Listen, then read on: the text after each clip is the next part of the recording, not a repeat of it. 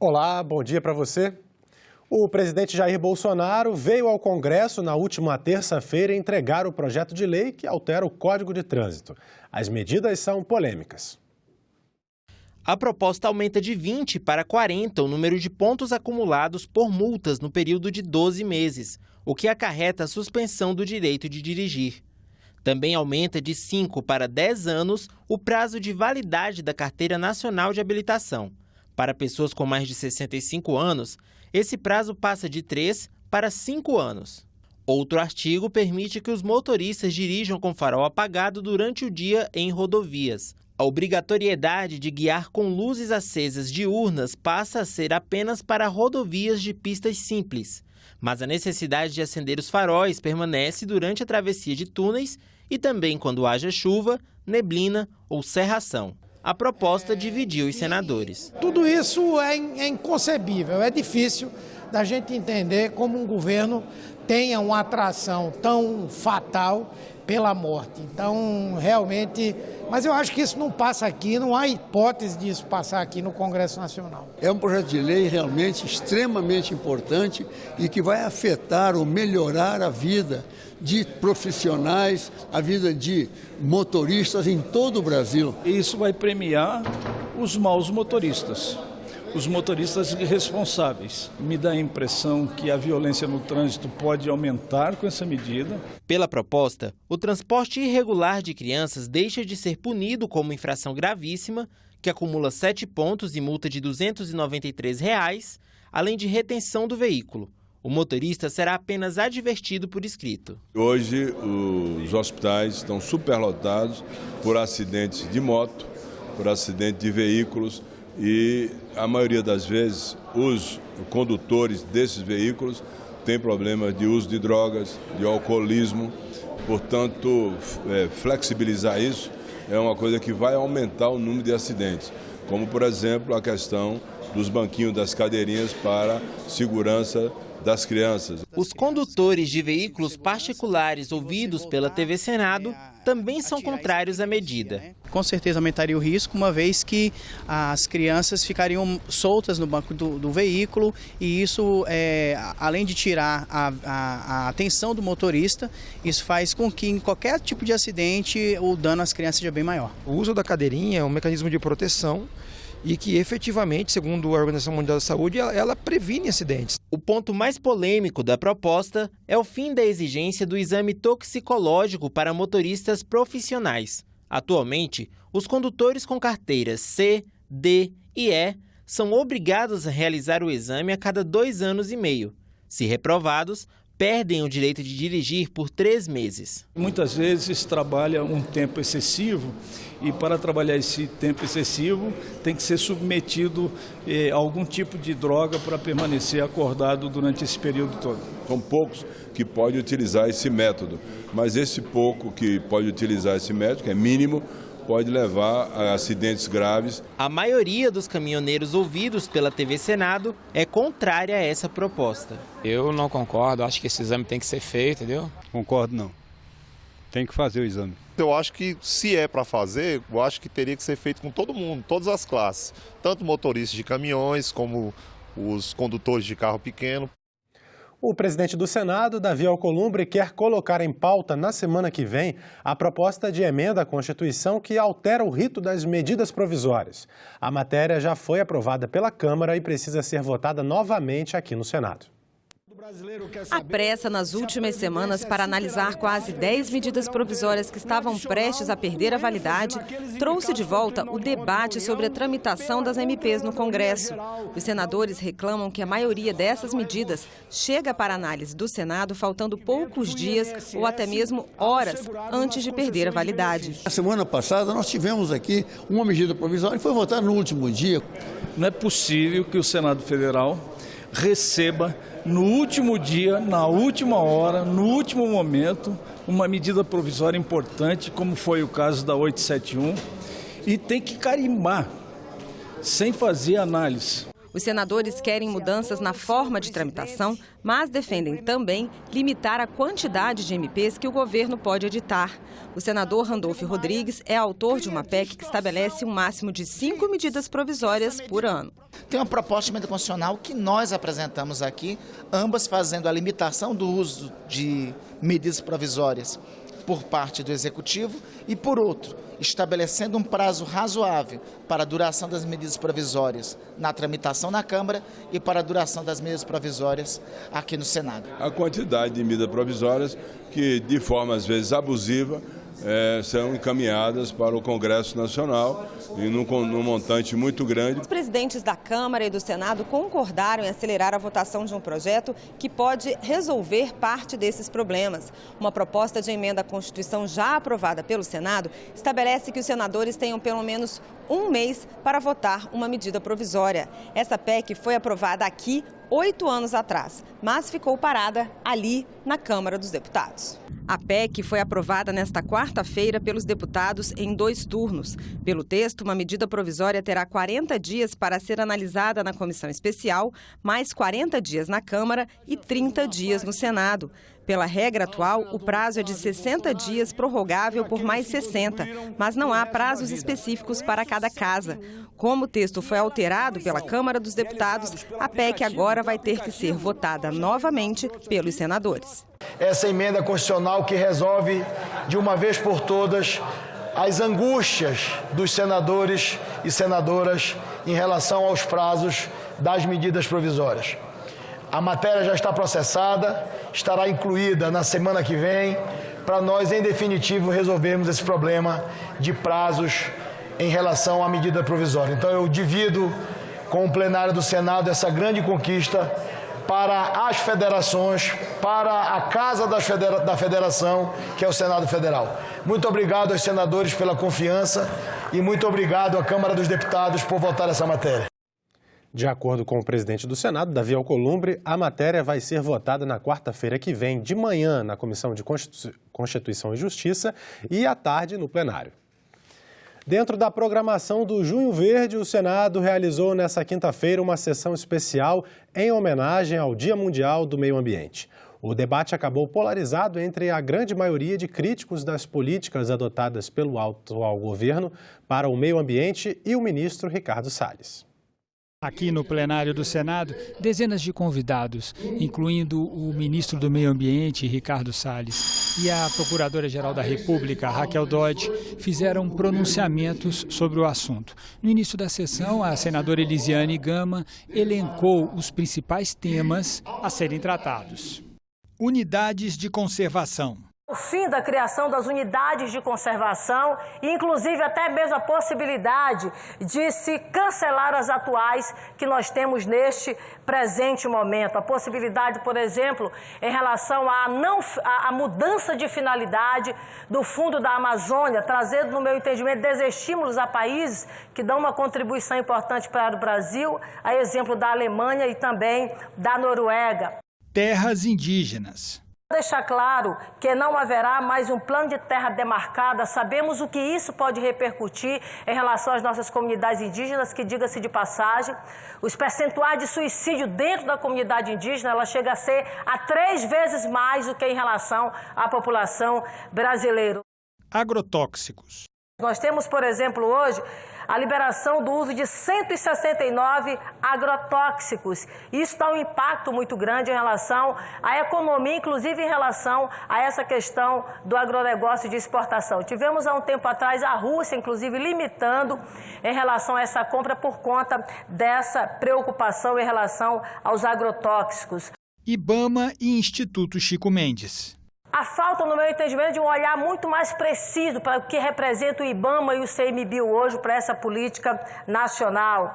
Vários estudos que foram feitos, e claro, todos nós que estamos aqui temos acesso, mostram que isso pode repercutir na vida dessas comunidades mais tradicionais. Única representante indígena entre os parlamentares eleitos no ano passado, a deputada Joênia Wapichana criticou o que ela chamou de discurso negacionista do atual governo. O Brasil precisa mudar esse comportamento de negar tem um discurso negacionista em relação aos impactos ambientais, à proteção do meio ambiente, à proteção dos direitos humanos. Mas o ministro Ricardo Salles disse que o governo não nega as mudanças climáticas, apenas mudou o encaminhamento dado a essa questão. O governo, no caso específico do meio ambiente representado aqui pelo ministro, não nega a existência de mudanças climáticas. Ao contrário, nós temos dito e redito em todas as oportunidades que temos, que esse assunto é assunto reconhecido por nós. E da forma como sai, às vezes, noticiados, o governo não nega nada.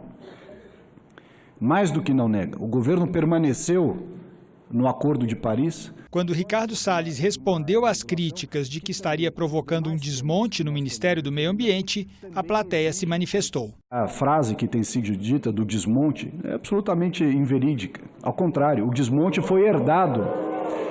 O desmonte foi, pode se manifestar à vontade, o desmonte foi herdado de gestões anteriores. Quem recebeu a fragilidade orçamentária fui eu. Quem recebeu um déficit gigantesco de funcionários fui eu. Quem recebeu frotas sucateadas e prédios abandonados fui eu. Portanto, se houve desmonte houve antes, não agora. Com relação às unidades de conservação, também não é objeto da nossa intenção extinguir as unidades de conservação. Também não corresponde a versão ao fato. Ao discursar em seguida, já com o ministro ausente, o senador Randolph Rodrigues o acusou de mentir no exercício do cargo.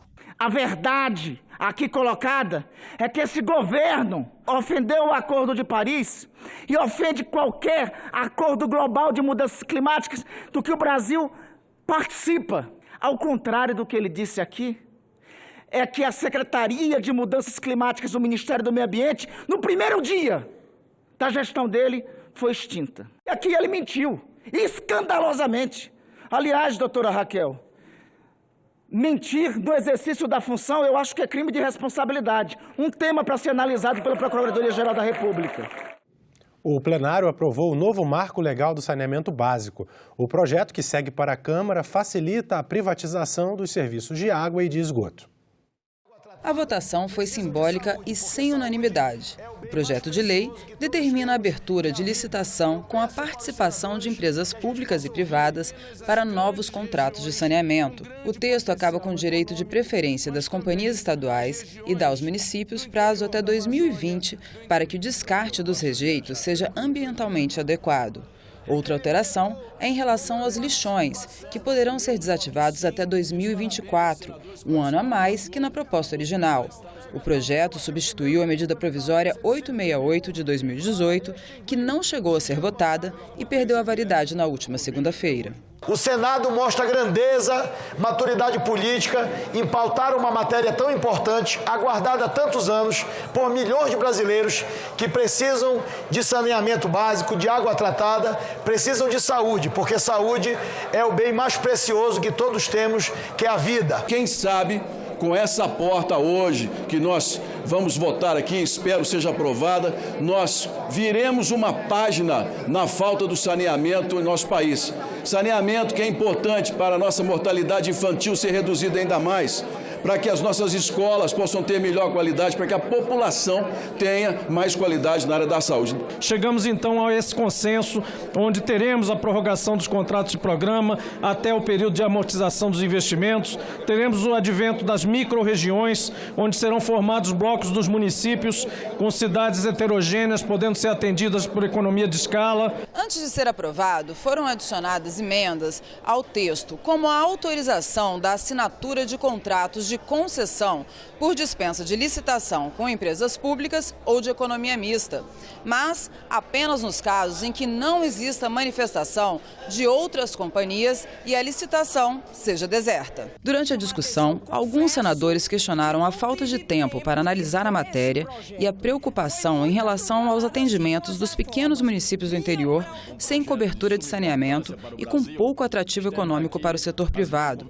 Mas o projeto prevê, nas licitações, a formação de blocos, incluindo municípios rentáveis e não rentáveis. Minhas dúvidas é igual ao do senador Everton. O meu estado tem 157 municípios, só 7 são autossuficientes, tem dinheiro suficiente para criar um subsídio para os menores. E outra coisa que eu chamo a atenção, eu não vi nada, eu acho que o projeto é maravilhoso e tudo, mas nada garante o emprego dos trabalhadores da Companhia de Água do Rio Grande do Norte. Então a gente se preocupa nos municípios deficitários. Será que os grandes players que ganhar as futuras concorrências vão se preocupar com os pequenos municípios que não dão lucros? O debate sobre a regulação do saneamento básico começou lá atrás, em 2015, quando o Brasil se comprometeu na Conferência da Organização das Nações Unidas a universalizar o acesso à água potável e oferecer saneamento básico para todos até 2030. Mas atingir essas metas ainda está longe da realidade do país. Apenas 45% do esgoto gerado no Brasil passa por tratamento. Isso quer dizer que os outros 55% são despejados diretamente na natureza. O número equivale a quase 6 mil piscinas olímpicas de esgoto sem tratamento por dia. Quem tem problema de saneamento básico são os municípios pobres da Bahia, os municípios pobres do Nordeste, do Ceará, do Maranhão, que não têm saneamento básico hoje. E aparentemente os discursos são feitos e as argumentações são feitas como se existisse saneamento básico nessas cidades hoje. O objetivo do projeto é justamente levar o saneamento básico a esses municípios que não têm hoje, que são os municípios pobres. O senador Roberto Rocha é o nosso entrevistado de hoje. Ele conversa com a jornalista Renata de Paula sobre a aprovação no plenário do Senado do projeto de lei que prevê a privatização dos serviços de saneamento básico no Brasil. Olá! O Senado aprovou o projeto que muda o marco legal do saneamento básico. Nós vamos conversar sobre o assunto com o senador Roberto Rocha, do PSDB do Maranhão, relator da matéria. Seja bem-vindo, senador. Obrigado. Senador, o projeto é do senador Tasso Gereissati, mas ele já é resultado de uma longa negociação, né? O Congresso Nacional já está debruçado sobre o tema há bastante tempo. Foram 2 medidas provisórias, mas mesmo assim ele ainda não foi o resultado de um consenso, né? Definitivo, assim. É, quase um consenso, né? Mas é importante porque o consenso nasce do dissenso, a convergência da divergência. É importante que elas apareçam para poder ter uma melhor compreensão. É uma matéria que já vem sendo discutida, como você disse, há muito tempo no Congresso brasileiro.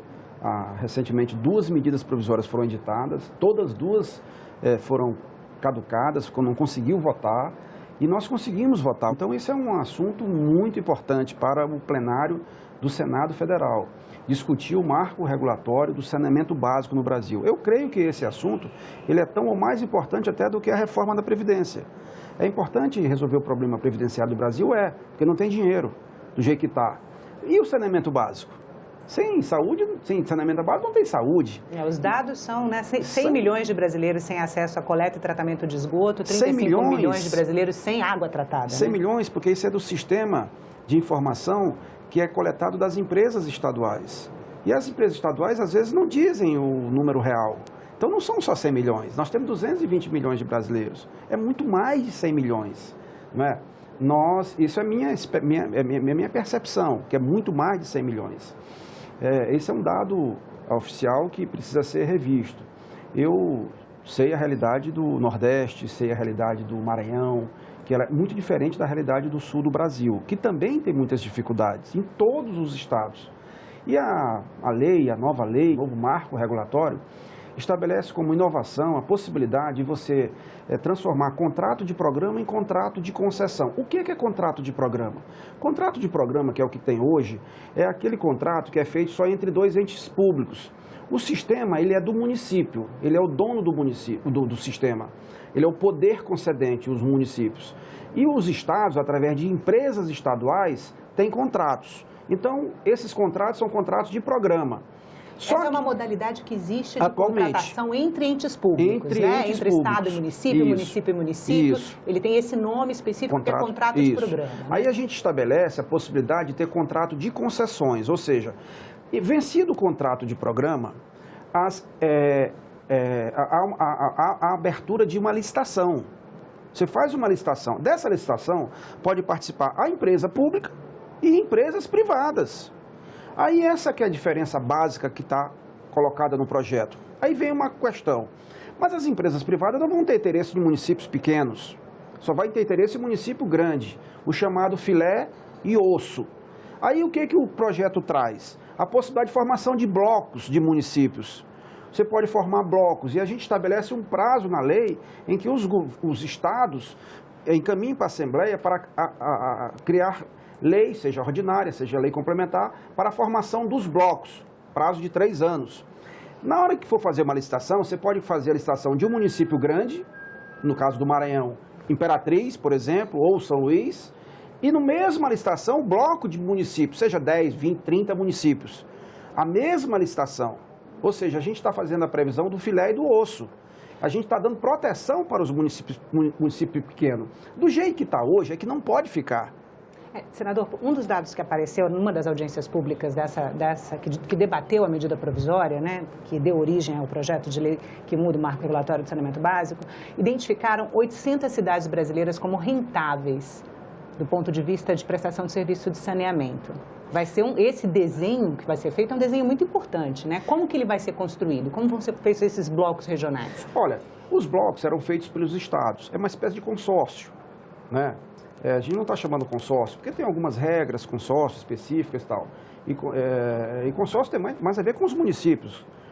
O bloco ele é um bloco de municípios em que o estado pode licitar e uma empresa pública ou privada, ou até uma SPE, se junta uma empresa pública com uma privada e faz a exploração econômica. O que é importante é dizer o seguinte, para a gente chegar a uma universalização mínima do saneamento básico no Brasil, chegar pelo menos a 80%, nós precisamos de um investimento aí de 650, 700 bilhões de reais. Óbvio que o poder público não tem dinheiro para isso. Então, o que tem que fazer? Tem que atrair investimento privado. Para o investimento privado entrar, tem que ter segurança jurídica.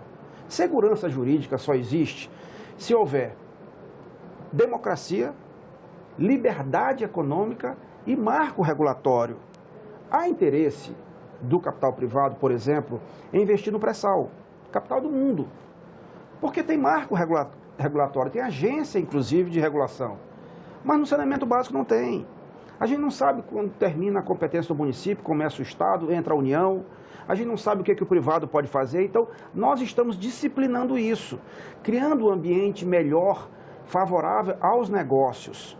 Então, a gente está preocupado de oferecer condição de saneamento básico para os municípios grandes, como no meu estado, por exemplo, nem a companhia estadual consegue fazer, nem São Luís, nem Imperatriz. Então, lá não é filé, lá não tem filé, como numa parte dos estados do Norte e Nordeste.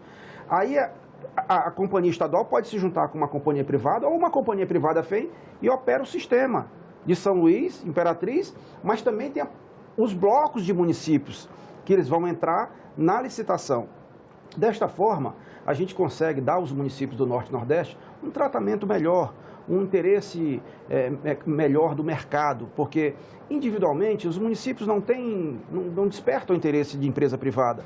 Mas na hora que eles se juntam em bloco, é claro que gera uma economia de escala e gera, sim, interesse econômico. E o dado que está aí é o seguinte, hoje tem 6% de municípios no Brasil administrados por empresas privadas.